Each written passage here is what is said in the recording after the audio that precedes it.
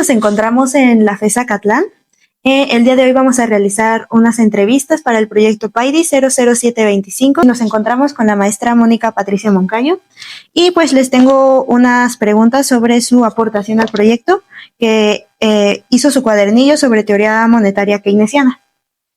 En su escrito destaca que Keynes comprendió algo que sus contemporáneos se resistieron a aceptar, que el dinero no es neutral, sino es un actor con personalidad propia capaz de interrumpir la producción y el empleo. ¿Por qué cree que esta idea fue tan radical y difícil de aceptar en su época y considera que sigue siendo controversial al día de hoy? Muy buenas tardes. Damos las gracias a los participantes del proyecto que nos invitaron a participar en esta dinámica. Y respondiendo a tu pregunta, recordemos que los clásicos consideraban que el dinero era neutral, es decir, solamente se utilizaba para el intercambio de bienes y servicios. En este sentido, no se le daba ningún otro valor. Una expansión monetaria no tenía un efecto en la actividad económica real. Sin en cambio, sí tenía modificaciones en los niveles de precios. Recordemos también la ley de Say, cada oferta crea su propia demanda. Entonces estábamos hablando de una economía donde se utilizaba todas las capacidades productivas. No había error para los desequilibrios. Lo que se producía realmente es lo que las personas compraban. Entonces, por eso es que el dinero no tenía ninguna implicación. Se expandía o se contraía, no tenía ninguna implicación en la actividad real, porque realmente había una demanda que se satisfacía con lo que se estaba produciendo. Entonces, no había error para decir, hay desequilibrios.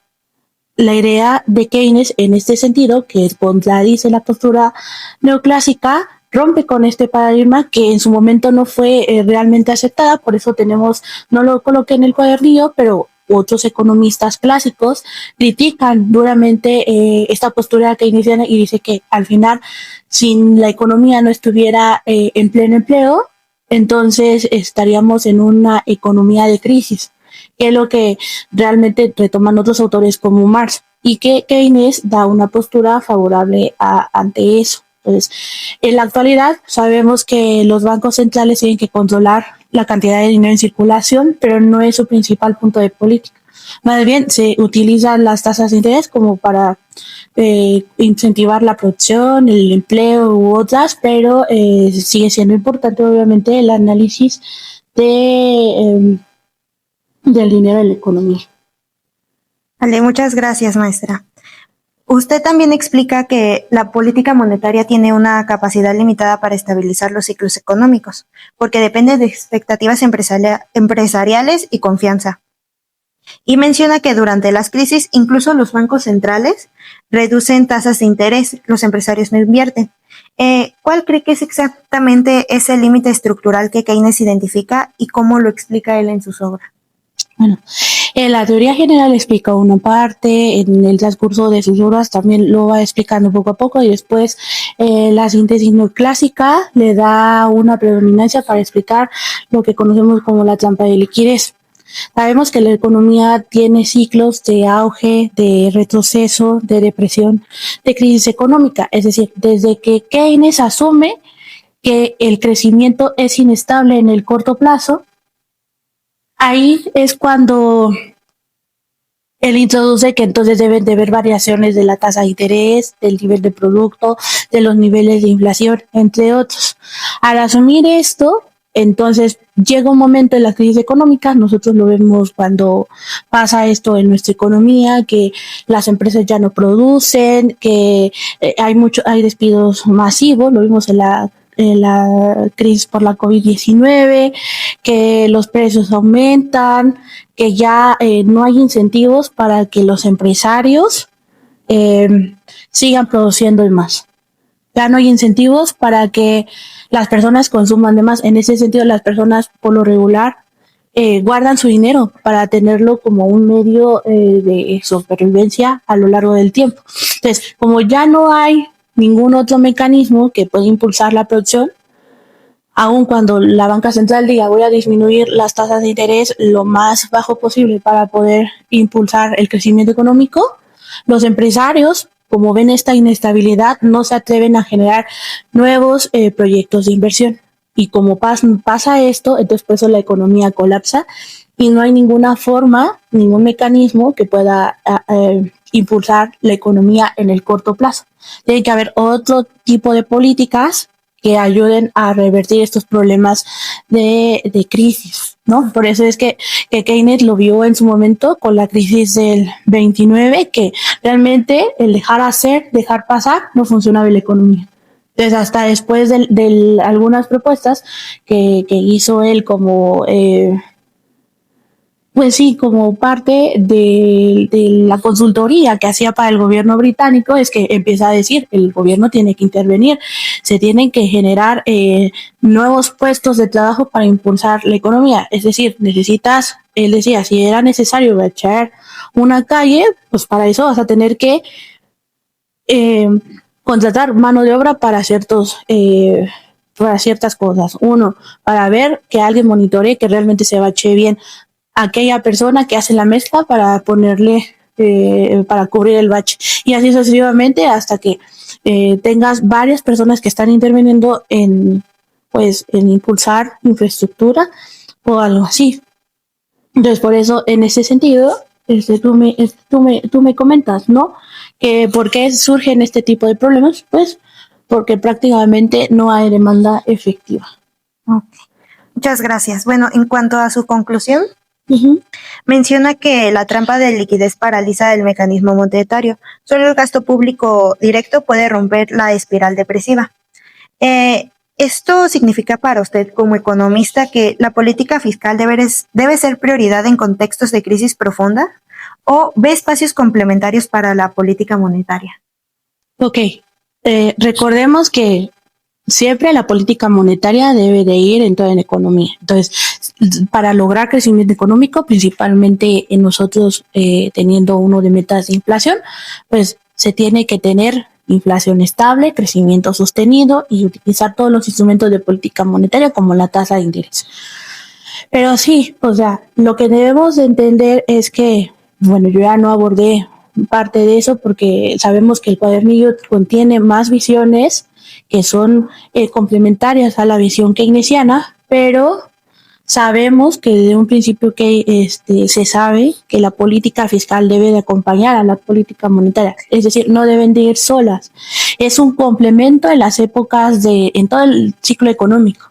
En el auge, pues también tiene que seguir impulsando al sector empresarial, tiene que seguir impulsando el consumo, pese a que los empresarios también lo estén haciendo, ¿no? En las crisis su papel es mayor, porque cuando ya no hay nadie que invierta, necesita entrar el Estado para generar inversión productiva, que eso es otro punto importante, ¿no? O sea, hay diferentes tipos de inversión. Inversión, como te comenté, productiva, infraestructura, bienes de capital que puede comprar el Estado, pero también hay un despliegue masivo de inversión corriente, es decir, eh, eh, ayudas sociales, becas, etcétera. Entonces, por eso es muy importante el gasto público a lo largo de todo el ciclo económico, porque ayuda a complementar a la política monetaria. Vale, muchas gracias, maestra. Y en cuanto a una pregunta más personal, ¿por qué se decidió escribir que este cuadernillo siguiera la evolución de Keynes a través de sus 3 obras? ¿Qué la motivó a mostrar específicamente cómo evolucionó este pensamiento? Ok, o sea, lo que yo traté de mostrar al lector fue cómo fue la evolución keynesiana a lo largo de estos años, de ver un Keynes que hablaba acerca de la postura neoclásica, al ver cómo en el texto en los textos que él tuvo de los 30 empieza a darse cuenta que la economía no es estática, sino realmente es dinámica, y ese dinamismo impulsa a que entonces se tuvieran que tendría que modificarse la teoría económica para explicar esas nuevas tendencias. Se reforzó más los postulados que había planteado antes sobre la no neutralidad del dinero y sobre que las ganancias no son continuas a lo largo del tiempo cuando escribe la teoría general en el 36. Ahí ya desde antes él ya había reconocido que los factores de demanda eran más importantes que los factores de oferta. Después, cuando se da la crisis y en textos posteriores a los del 36, ya no tuve oportunidad también de colocarlos porque ya los retoman mucho la parte de los post-keynesianos, pues ahí ya se da de manifiesto que hay diversos elementos que destruyen los postulados de la ley de Sey. Entonces, por eso fue esta evolución que traté de colocar en el cuadernillo para que el lector lo fuera viendo, el Keynes del pasado y el Keynes como el que conocemos hoy en día. Muchas gracias, maestra. Y finalmente, si tuviera que explicar a un estudiante de los primeros semestres por qué la trampa de liquidez es un mecanismo real con consecuencias devastadoras y no solo una curiosidad teórica, ¿cuál es el ejemplo que usaría o cuál es la idea clave que les daría? Ok, a ver, yo te podría decir, imaginemos una economía básica, donde solamente hay empresas y consumidores. Hasta el final podemos explicar el papel del gobierno, ¿no? Entonces, por un lado, los consumidores necesitan trabajar para tener un salario y con eso solventar los gastos familiares. Por el otro lado, las empresas necesitan ganancias. Esas ganancias que se traduzcan en más ganancias y así les permita seguir produciendo, comprar bienes de capital y así. Entonces, ambos sectores de la economía se complementan y se ayudan entre sí, porque las familias, al tener un ingreso, consumen, ¿no? Y eso a su vez hace que las empresas sigan produciendo para satisfacer ese consumo de las familias. Entonces, ambas dos son importantes para la economía porque se retroalimentan. Cuando todo va bien, cuando hay prosperidad económica, este circuito es continuo, pero llega un momento donde la economía, sabemos que opera con capacidad ociosa, ya no está respondiendo a esta demanda. Porque puede ser, sabemos que los salarios son fijos. O sea, por más que se esté produciendo en la economía, puede haber diferentes tipos de cosas que impidan que se siga consumiendo más. Tal vez también incluso pueden cambiar las preferencias de los consumidores, las personas no se quieren sobreendeudar, etcétera. Pueden haber un montón de respuestas a esto. Pero cuando la economía se estanca, entonces las empresas ya no producen a su máxima también capacidad o cerca de su máxima capacidad, pero ya no tienen salida a esa producción. Las personas tampoco pueden seguir comprando. Entonces ahí es cuando empieza el motivo, ¿no? De las crisis, porque realmente, o sea, hay diversos motivos por los que se puede dar una crisis, pero una puede ser crisis de sobreproducción, así como lo vimos en los años pasados, crisis por una enfermedad, incluso puede haber crisis sectoriales, como lo son que haya una terrible inundación y entonces a lo mejor un sembradío de trigo se haya exterminado y ese sembradío de trigo era súper importante, entonces los precios de ese activo aumentan, etcétera. O sea, pueden haber diversos motivos por los cuales se dé una crisis. Entonces, ¿qué hacen las familias? Y eso es algo muy intuitivo, ¿no? Las familias ahorran su dinero porque saben que en un futuro puede ser que incluso ellos ya no puedan tener empleo. Entonces, como no subsisten, pues obviamente ahorran su dinero. Muchos lo dejan debajo del colchón, que es lo muy común que se hace en nuestro país, ¿no? Y las empresas igual dicen, ya nadie me va a estar, no me están comprando a la misma velocidad que lo hacían antes. Entonces, ¿qué es lo que hacen? También bajan su nivel de producción, bajan su nivel de empleo, ya no necesitan más mano de obra y por lo tanto ahí es cuando se da la trampa de la liquidez. ¿Por qué? Porque por más que la banca central haga disminuir las tasas de interés para que sean más baratos los créditos y entonces las empresas puedan seguir invirtiendo más, las empresas no lo van a hacer.